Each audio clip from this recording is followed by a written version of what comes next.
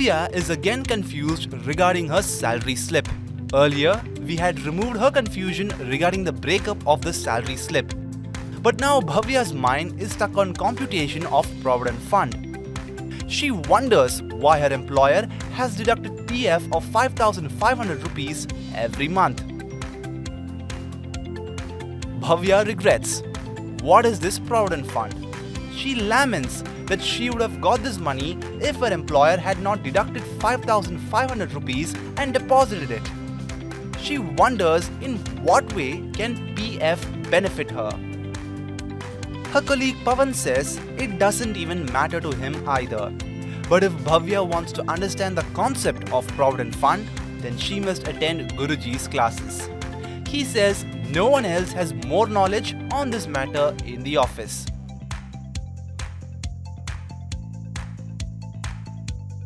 Hi Bhavya. Bhavya then goes to attend Guruji's classes. Bhavya asks Guruji why her organization deducts PF amount from her salary. Why doesn't the company just credit it to her bank account? Guruji then schools Bhavya that it is only for her benefit that her organization has deducted the PF amount. The organization is actually saving money for Bhavya's future. That is why PF is known as the scheme of the future.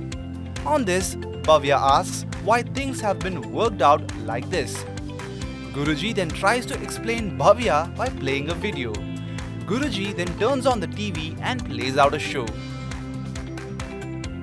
Guruji says to Bhavya that if she considers monthly PF deduction to be a burden, then she may not be able to understand its benefit properly. The money deduction is not for anybody else but only for Bhavya. Only that Bhavya will get it on retirement.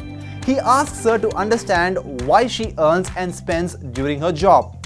Every month when money comes in hand, she just does not worry. She just earns and spends. But between earning and spending, the government has given the benefit of saving for retirement, and for employed people, Provident Fund does the job.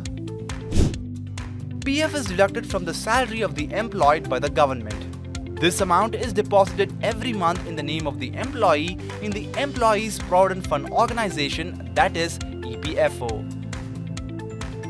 Every salaried person has an EPFO account whose account number is called Universal Account Number, that is UAN.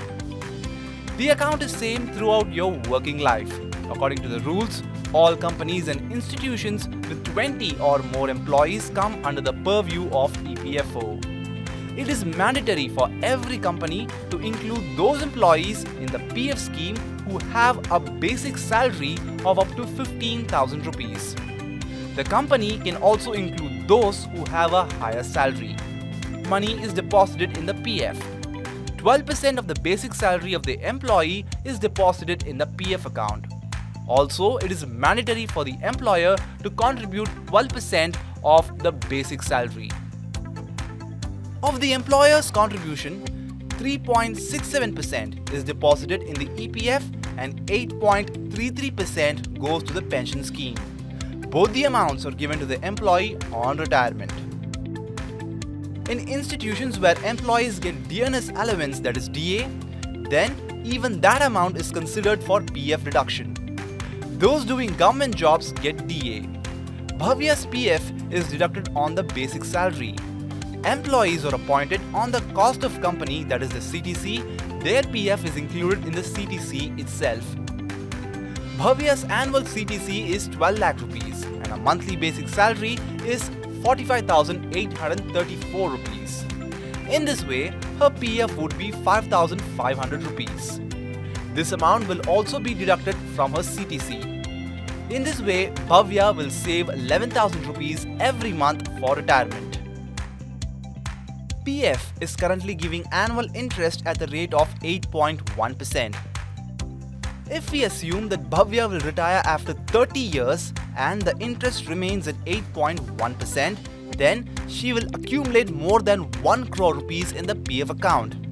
This is a rough calculation because her salary will not remain the same for the entire 30 years. And adding to that, PF interest is also reviewed every year.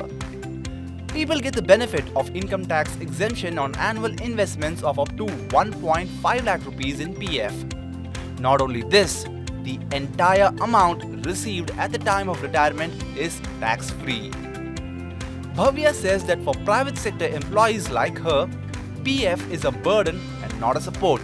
She asks Guruji that will this money remain blocked till retirement?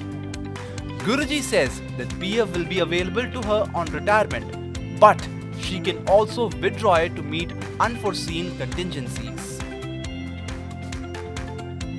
In case of a job loss, if you remain unemployed for 1 month, then 75% of the amount can be withdrawn from PF.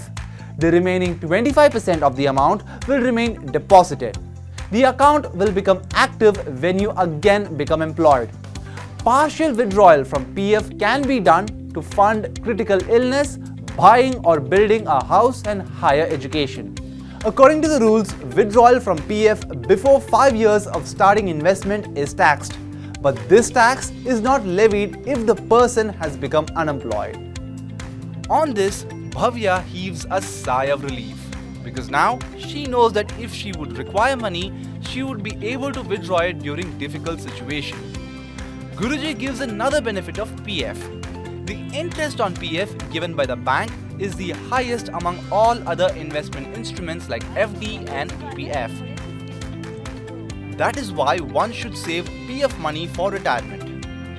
This puzzle of PF for Bhavya was solved. But in the next video, understand how pension is calculated in PF. When and how can you get this pension? Until then, keep watching Money9.